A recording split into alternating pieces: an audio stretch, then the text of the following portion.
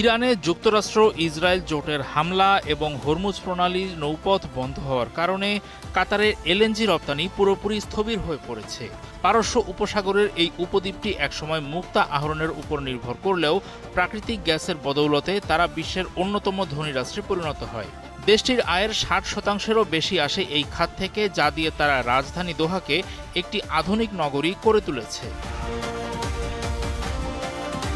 তবে গত ফেব্রুয়ারি মাসে হরমুজ প্রণালী বন্ধ হয়ে যাওয়ায় কাতারের অর্থনীতির চাকা থমকে গেছে। ২ মাসেরও বেশি সময় ধরে কোনো গ্যাস রপ্তানি সম্ভব হয়নি।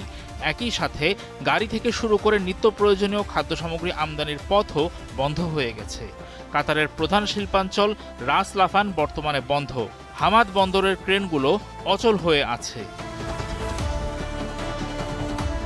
১৯৯৬ সালে জাপানে ৬০,০০০ টন গ্যাস পাঠানোর মাধ্যমে কাতারের এই যাত্রা শুরু হয় এবং ২০১০ সালের মধ্যে দেশটির উৎপাদন ক্ষমতা বেড়ে দাঁড়ায় ৭৭ মিলিয়ন টনে। পরবর্তী দশকের বেশিরভাগ সময় জুড়েই কাতার মাথাপিছু আয়ের দিক থেকে বিশ্বের সবচেয়ে ধনী দেশ ছিল। এখন আইএমএফ পূর্বাভাস দিয়েছে চলতি বছর কাতারের অর্থনীতি ৮.৬% সংকুচিত হতে পারে।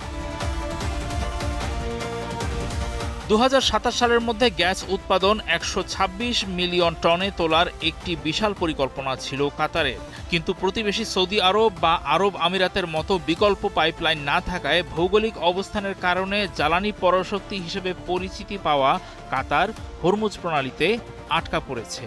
ইরানি ক্ষেপণাস্ত্র ও ড্রোন হামলায় রাস লাফান প্ল্যান্টের ব্যাপক ক্ষতি হয়, যা দেশটির উৎপাদন ক্ষমতা ১৭% কমিয়ে দিয়েছে।